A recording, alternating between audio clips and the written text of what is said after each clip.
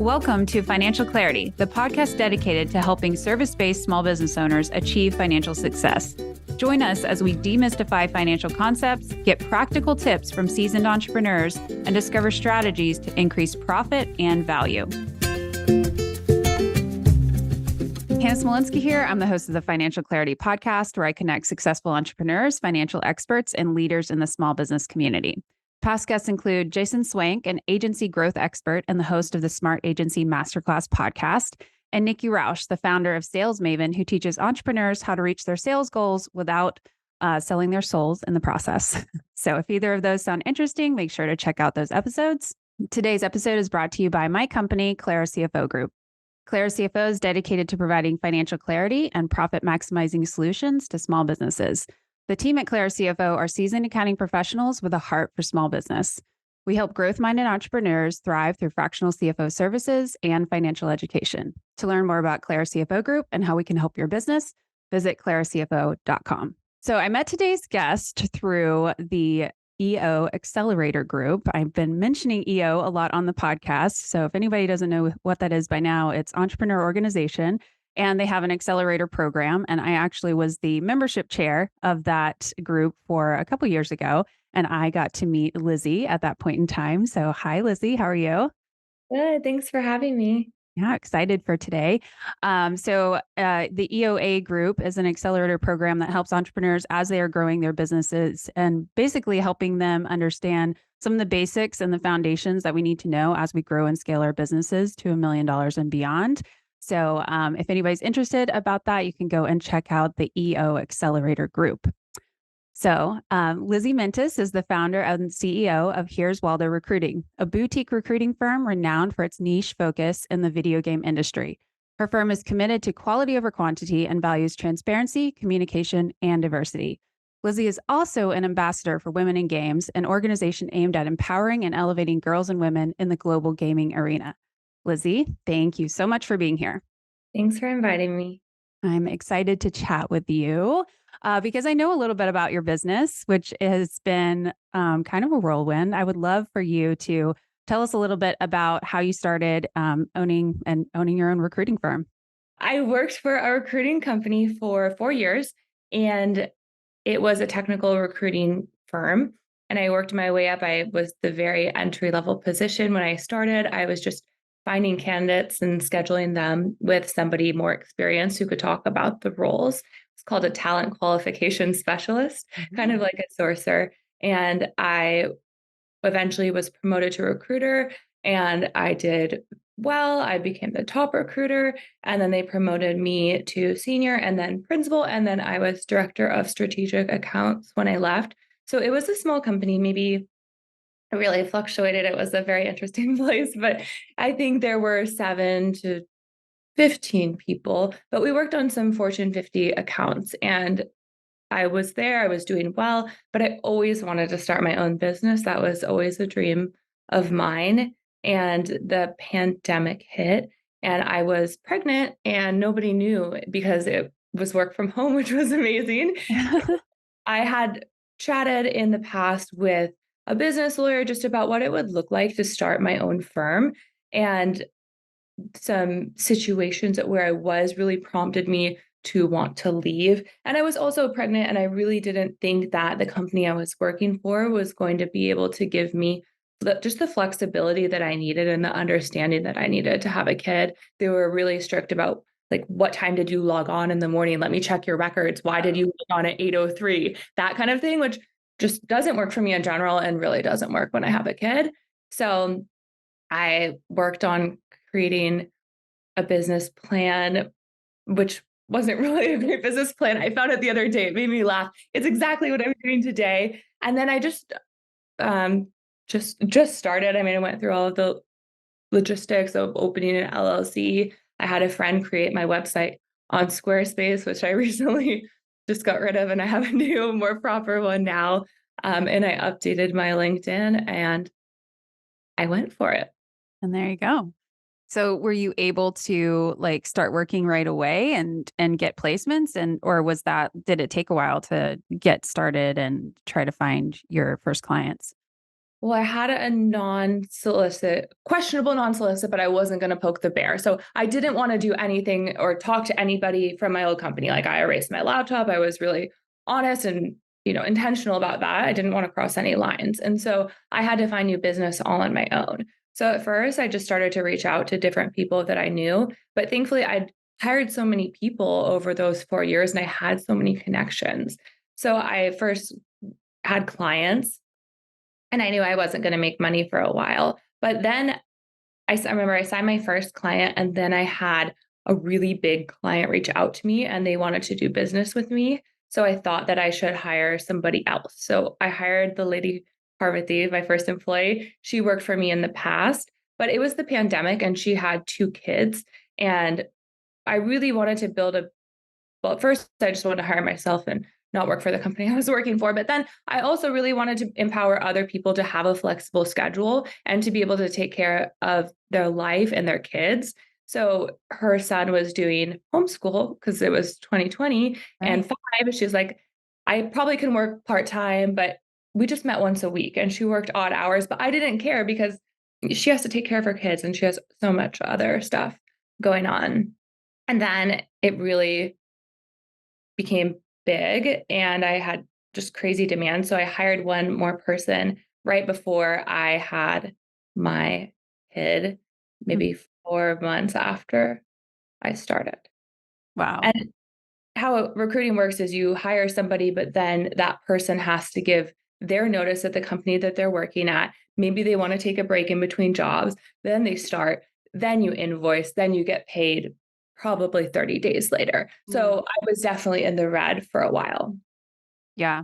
My first year, or my first fiscal year. Yeah. Well, and I'm sure, I mean, the kind of the benefit of starting a service-based business is there's not usually a ton of startup costs. I mean, did you have Yeah. a lot of things that you had to put into it? I mean, it sounds like you got No. your friend to do the website and you worked your relationships, but so it wasn't maybe a big a cash pull, like having to go negative in that way, but it took a while before the cash started flowing. I mean, I was negative. I had 2 people on payroll. I Oh, wasn't myself. And then I was pregnant and I was trying to sell my condo at the time, which was in Capitol Hill when they had Chaz, which was not a yeah. good time. Oh, And no. my real estate agent was like, you could put a Chaz walk score for your condo. Like it was not an appealing time to sell my condo. So I was paying that. We also had a house that we were doing a remodel on. So our financial situation was quite stressful. The remodel was going much over. We weren't living at home. We were living with my family because the remodel was supposed to be 12 weeks, but then it was, 9 months and like way more. So a lot of things are kind of combined at once at this time. And Yeah. it And was, just having like a newborn baby at the same time. yeah, after our house was finished and then we moved in, but I remember telling the contractor is like, hey, I'm, like an angry, very pregnant lady, and I'm going to have my kid. And I really need for you to finish it so we can at least move in before the baby comes. But we moved in, we moved back in our house, and business was good. I Yeah. just didn't, I mean, I had a kid on not a great thing to do in general. I don't recommend to anybody, but I had Henry on a Tuesday. And then the next Monday, I worked and I remember having a meeting and they're like, are you okay? And I'm like, not really, but I'm here. But I just worked kind of weird hours and made it work. Wow. Well, yeah, you had like an infant business and a real infant at the same time. That is quite a lot. So, I think where did the name of Here's Waldo come from? I've always kind of wondered that, and I've never asked you. Yes, I was trying to think of a company name and I'm just not I'm a creative person in some ways, but I like to know. I would like in an ideal world, like 5 names presented to me and then I can pick, but that's not how it works. You have to find a name.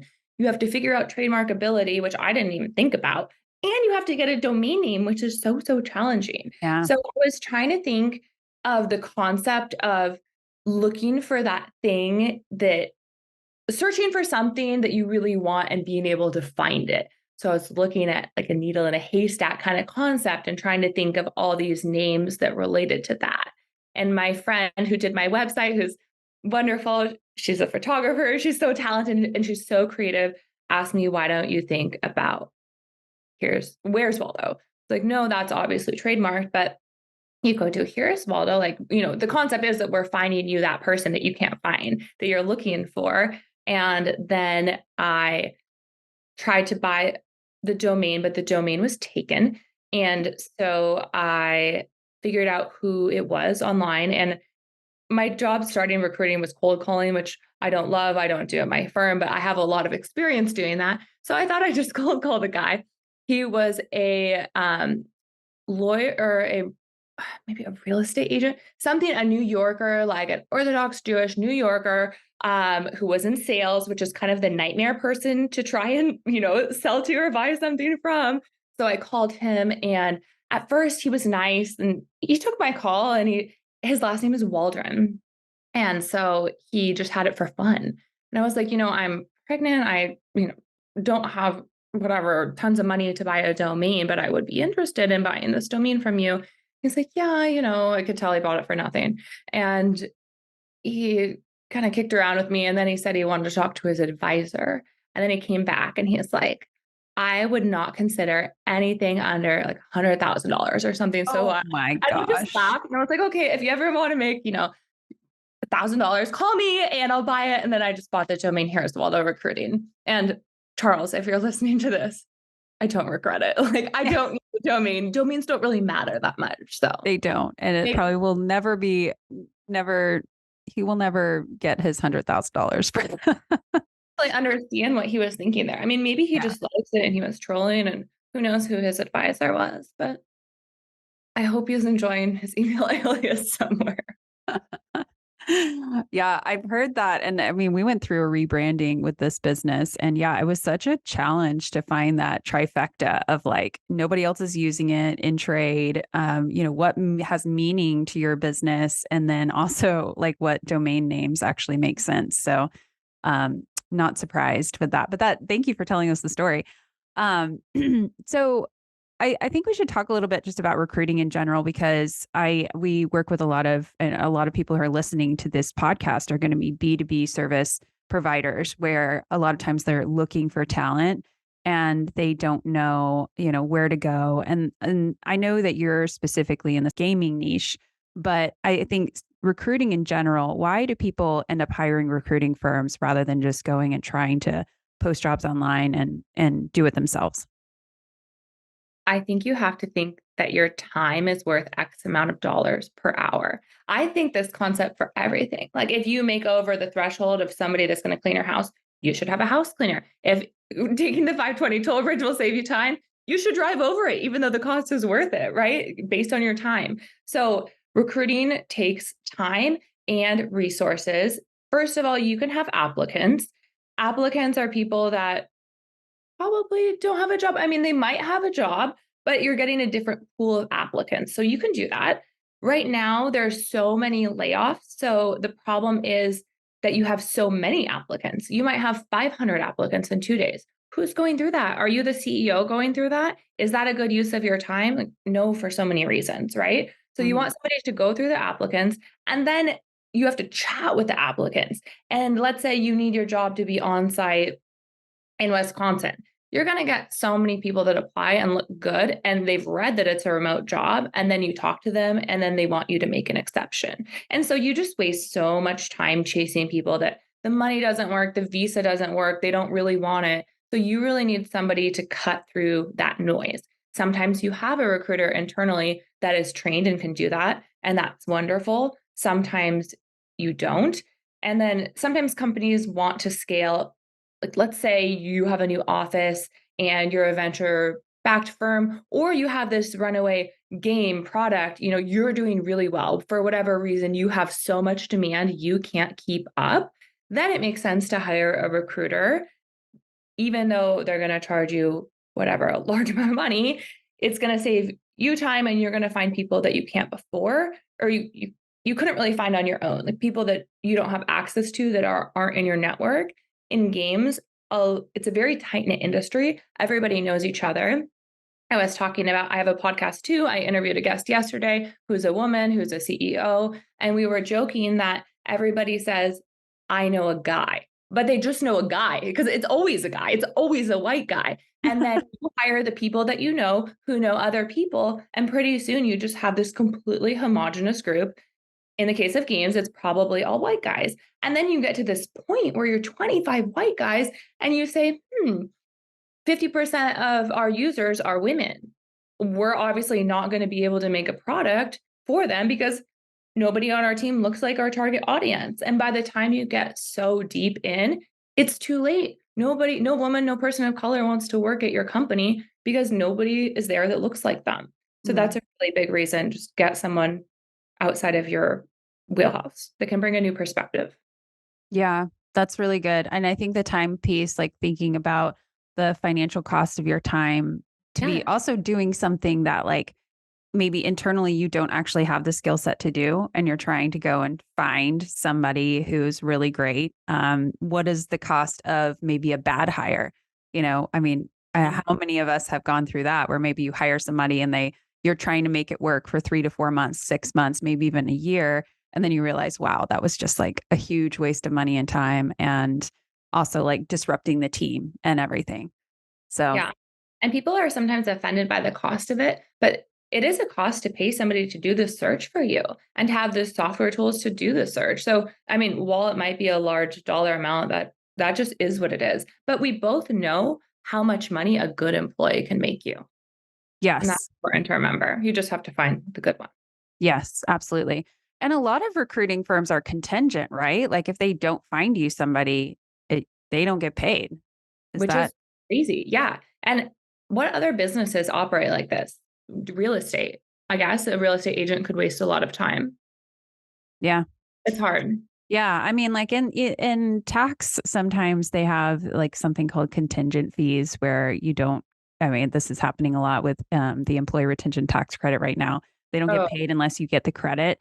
But it's hard. It's difficult. And from a business perspective, I imagine that poses challenges for you. You're trying to have people that probably need to get paid regularly, semi-regularly, and they're working their butts off for potentially, not having a placement. So how do you handle that as a business owner with kind of some of the ups and downs and the unpredictability? ideally, you have so many roles that are the same. Let's say I want to hire, I don't really know accounting terms. Okay, let's say you want to hire a web developer. If I'm working on a web developer search, ideally I have 10 web developer searches if it's contingent. And then if Susie wants to work remote or wants to work for a startup or a larger company, I have all of the different things Susie could want. So if I find a really good candidate, Susie, I can place her wherever. So that would be ideal. And then just, I think, measuring your own KPIs, like what is the submittal to hire ratio for this particular client? And then being able to tell them, here's our average, here's some stats, and here's where you are. Like that's a threshold, that's an issue. And being able to have that conversation and just measure your own data is really important because companies say, Lizzie, I want you to find me this, making it up, web developer. And then you send them to candidates, but they don't see on the back end how many people you've reached out to. They don't see your replies. They don't see that nobody wants to work in person, or people aren't really interested in working on their legacy product, something like that. So I think it's really important to be transparent and communicate, here's the situation, here's some stats to back up why. Otherwise, they just say, oh, you've only sent me 2 people. Like, no, I've reached out to every person that lives in Seattle for this role, and here are all the responses. Mm, yeah, that's good. So that kind of helps smooth, I imagine, if you have lots of companies you're able to work for in lots of those positions, then you can kind of control that a little bit better. Yeah. Um, what are you seeing are the benefits of being in a really niche firm like you are rather than a broad recruiting, hey, we recruit for everything, or we recruit for tech, something like tech. It's like very, very broad, right? Um, what are you seeing being in the gaming niche? I think it's just helpful to know your target market. I mean, if you asked me to hire something you asked me to hire a CPA. I could do a CPA search, but it would take me longer because I don't have that pre-existing network. So whatever you're in is just really valuable. Who do you know? Who is it really easy to call? So if I have a new role and it's something that I've worked a lot on, which again, I try and keep like, here's my wheelhouse. Do you fit within this or not? If you fit within it, I've already worked on that search. I already have a pipeline of candidates. I've already identified. I already know what companies to look for. I already know what questions to ask. So it's just a time and expertise. And I can also probably screen somebody better because for technical roles, you have to understand what all these different types of engineers do. But more importantly, you have to understand how to ask the question that elicits a response from them that is clear to you, that is from that you can determine if they're a good fit or not. And if you don't know the role and you don't know how to ask those questions, then ultimately you don't know if it's a good candidate or not. And the point of working with, I think, a recruiter or headhunter firm is that they're saving you time and they're presenting you with 5, whatever amount of candidates, 10, depends on the search, depends on the firm, depends on so many things. But there's a handcrafted selection of candidates that are interested, that are qualified, that you can pick from. And if you work with somebody that specializes in what you do, they're going to do a better job at presenting you those people. Yeah, I could definitely see that. I would imagine that internally, your processes might be able to be more streamlined too, if you're looking for similar roles over and over and over again. Totally. Yeah. Mhm. We Yeah. already have lists of people for all the main roles. So it's easier. Yeah, that makes sense. I mean, do you see people using your firm for more entry level positions, or is it really when you get to leadership and the higher level? Anyone you can't find yourself, you can find a college grad yourself. You have to temper their expectations, but that's your own problem. So people hire us for roles that they can't fill themselves. And I'll tell people, you shouldn't pay for this role. This is a role you can find yourself. This is a role you can post and it's going to be really easy. And I'm just a really honest person, but I think that that's important and that builds trust. And if there's something that's easy that you can pop up on your website or, do that. You don't need to go through us. So Yeah. whoever you can't find. And companies have different struggles. Like maybe it's a diversity person, maybe it's a specific location, but usually it's somebody with 4 or 5+ years of experience all the way through leadership. And those are really challenging and specific roles because the stakes just get higher and higher the further up the leadership chart that you go. Yeah, that Wrong. makes sense.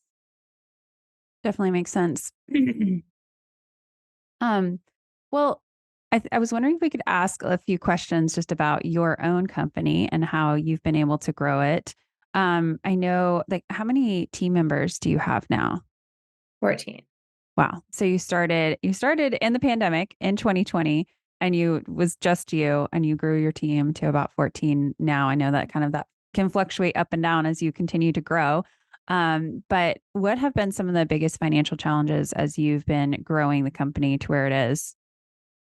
I think that having more people is not necessarily better. And you have to have, if you hire so many people at once, you'll have a less profitable time.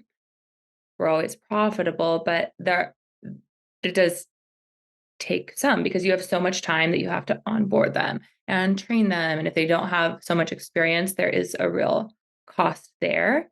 So I would say that's just been the biggest hurdle, like massive, massive growth. And how do you take care of that responsibly and make sure that your profit margin correlates in a reasonable way? Mm. And do you think that I mean, are you guys affected in games maybe the same way that some of the other larger tech companies have been affected with I guess that was last year with the huge amount of layoffs that were happening? Did you guys see that in games the same way that, the Amazons and the Microsofts and all of those were experiencing that? I imagine that would affect you in recruiting. For sure. Around Thanksgiving, before Thanksgiving last year, I we were so busy all the time. And then things really changed with all the layoffs. but there are still companies that are hiring. There are still companies that are doing well and that need to have crazy growth regardless of what the economy is doing. Their product's just doing well, or they just raised crazy amounts of money and they need to be doing well. So we're still recruiting for these companies.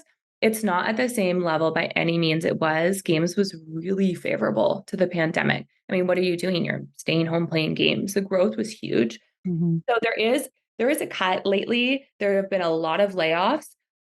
Big tech started realizing how big of an industry video games is. It's bigger than movies. Like it's a massive, massive entertainment industry.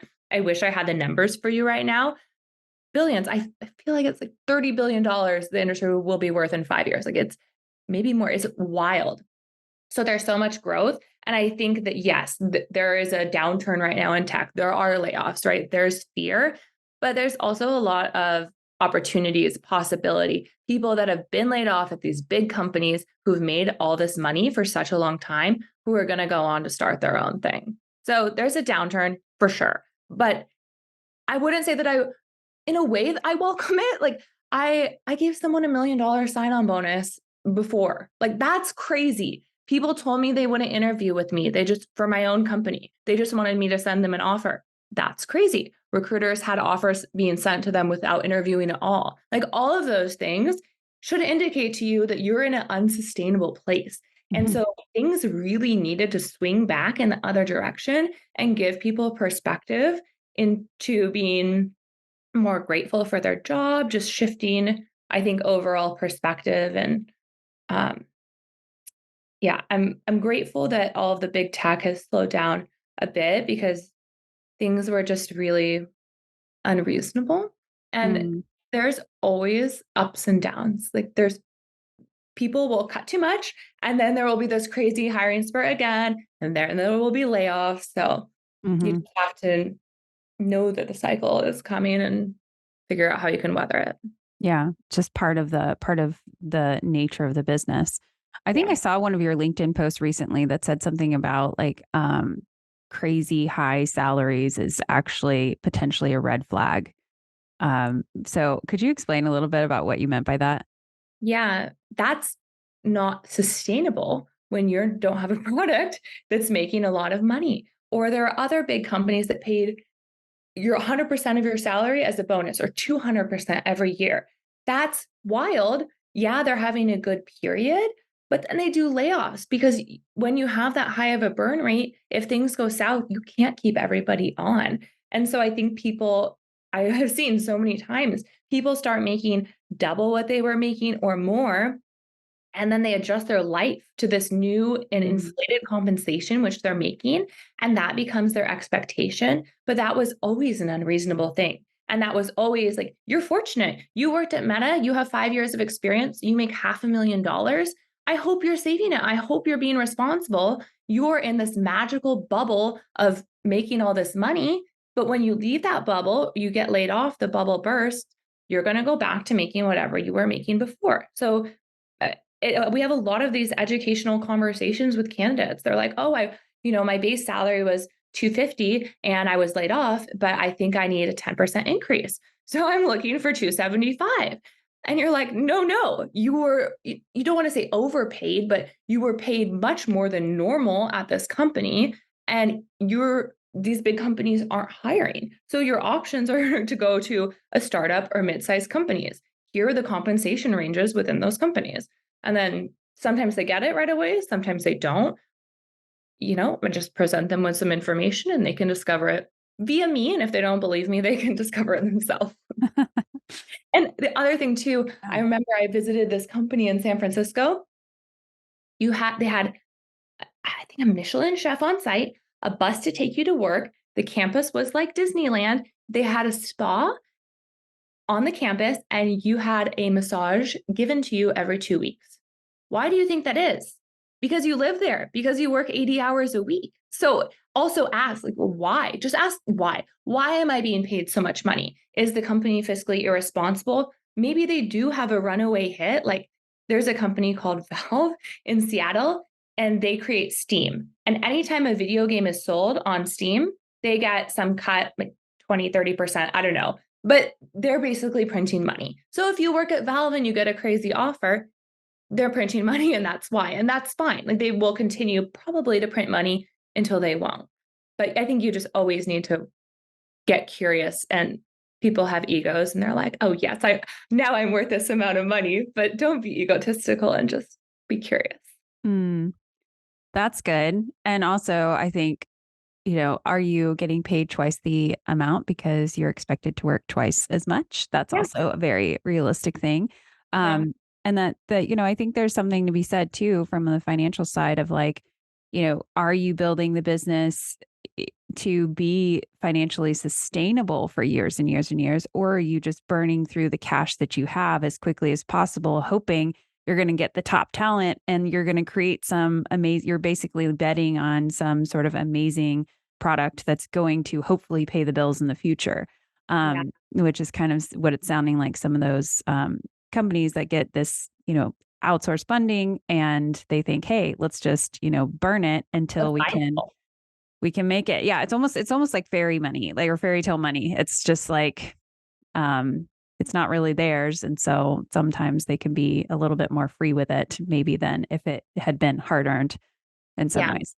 I think so. I also think from a candidate side, it's really important to think about what do you really need to live or what do you need to live your life? And sometimes people have 5 kids and live in San Francisco and are the single income earner. In that scenario, you need to make a lot of money and that's okay. You just need to be honest. But if you move to Missouri and let's say you're dinking like dual income, no kids, and you are making all this money, yes, you might want to keep making something within that range, but you also need to think what value is making all this money really giving me? Like once you hit a certain threshold, which most of our candidates are at of living comfortably, is making $20,000 more if you're already making $300,000 and you live in the city or you live in California, is making that amount more a reason to take that job offer? Like, is that going to make you happier?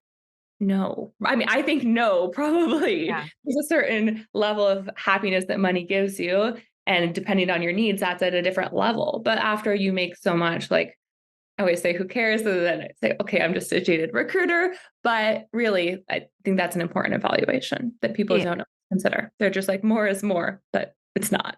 Yeah, I think there is actually a number of studies, I should find them, where it's like once you get over a certain comfort threshold, which I think is somewhere, maybe not in Seattle or California, like San Francisco areas, but like once you get over about $80,000 of income, which for us, that feels like It's not in Seattle. You're like, it's not, yeah. no, it would have to probably be like 200 or something. But once you get over that, there's like really diminishing returns on happiness as the income continues to go up, probably until you get, I mean, I don't know. We've all know that like money doesn't necessarily make you happy, right?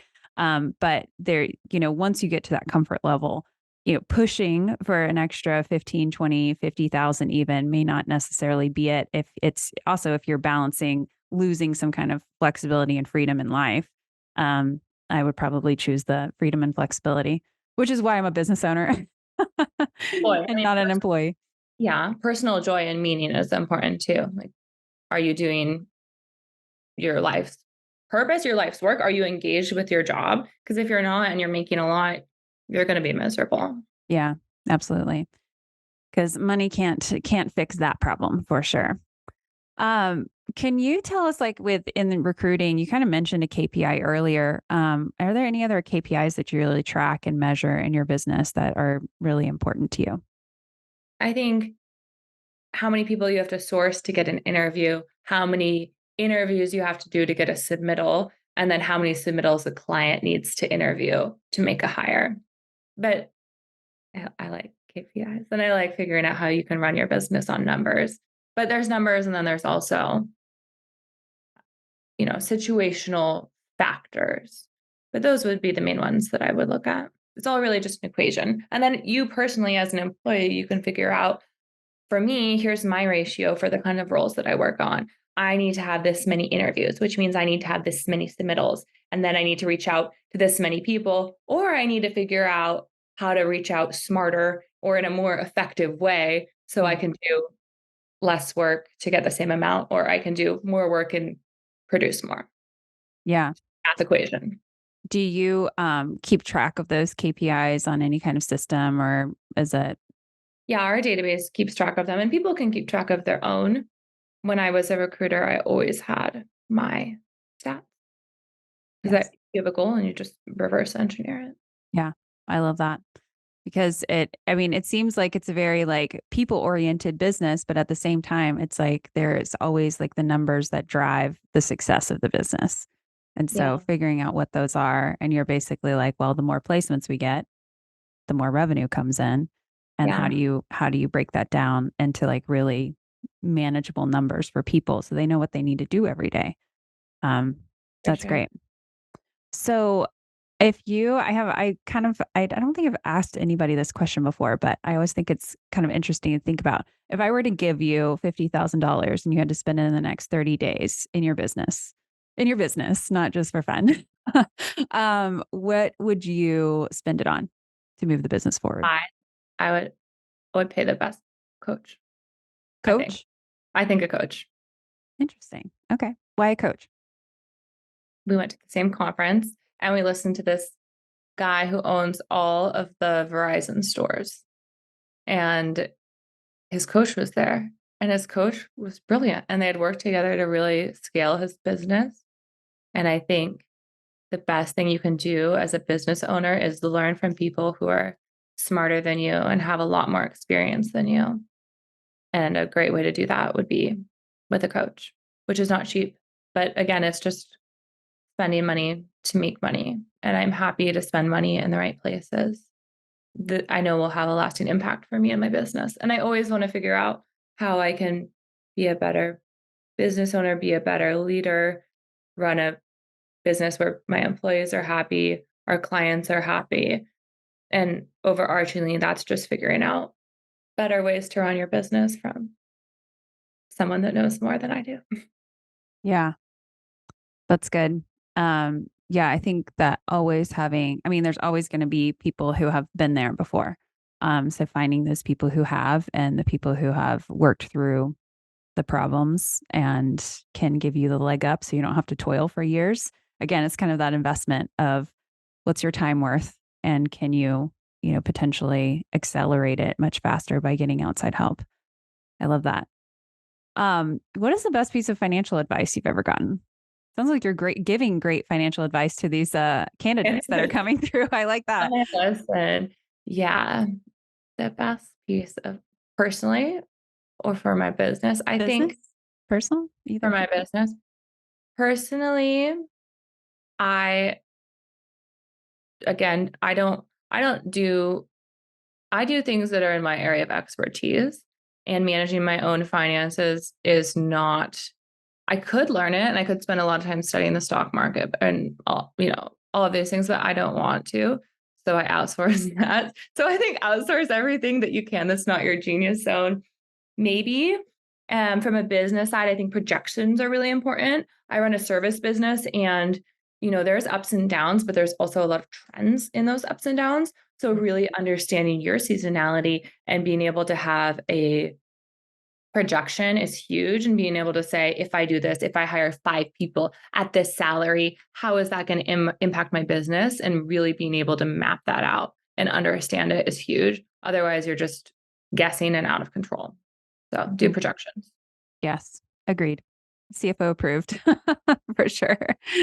Well, I have one last question for you. Before I ask it, I want to make sure to point people to your website, which we talked about already, but it is here's Waldo recruiting.com. So you can go check that out. If you go to Here's Waldo, you're going to get some other kind of probably some Doesn't exist. doesn't exist. You're going to get it does not exist. So make sure you get that recruiting word in there if you want to go check that out. And I think the last question that I have for you is what are some of the podcasts that you are learning from today? Are you a podcast listener, I guess, first? I have a podcast. I have the Here's Waldo podcast where Yes. we interview people from the games industry. So yeah, I definitely listen to podcasts to be able to figure out how to do my own podcast. I love how I built this with Guy Raz. I think it is I just love to hear about people's success stories, and that even in kind of the basis of that inspires my podcast. Like, why are you successful? What did you go through? How did you work through these initial days is super, super fascinating. in the video game industry specifically, there is a very famous podcast called Deconstructor of Fun, which is such a good podcast name. And they just break down, they have crazy experts, and they also talk about what's going on in the industry. It's like a news with opinions and predictions. So I definitely get a lot of information from that, and that community is amazing. That's awesome. Yeah, How I Built This is probably my all-time favorite podcast. I know he's not always doing new episodes. He takes some breaks here and there, but it's interviews with CEOs who've grown incredible companies. So definitely check both of those out. So yeah, we've been talking to Lizzie Mintus, CEO of Here's Waldo Recruiting. Lizzie, is there where can people go to learn more about you? You can add me on LinkedIn. LinkedIn is every recruiter's bread and butter platform. I post our podcast every Tuesday via my LinkedIn. So I think that would be the best possible way. And other than that, we have a contact form on the website. Here's Waldo Recruiting. Make sure you spell recruiting correctly.com, not recruiting. I know. I always have to double check whenever I'm typing that in. So I bought Here's Waldo Recruiting on accident when I started, and I couldn't connect my email, and I was talking to support. And then finally they're like, wait, this is recruiting. Oh no. I love it. I love it. Well, now you own both, I'm sure. So for all the people who accidentally spell it wrong, which is probably another good business lesson, get all the misspellings as well if you can. Wow. Well, Lizzie, thank you so much for being here today. Thank you. Thanks for listening to the Financial Clarity Podcast. Be sure to check out the show notes to learn more about today's episode and click subscribe on your favorite podcast app.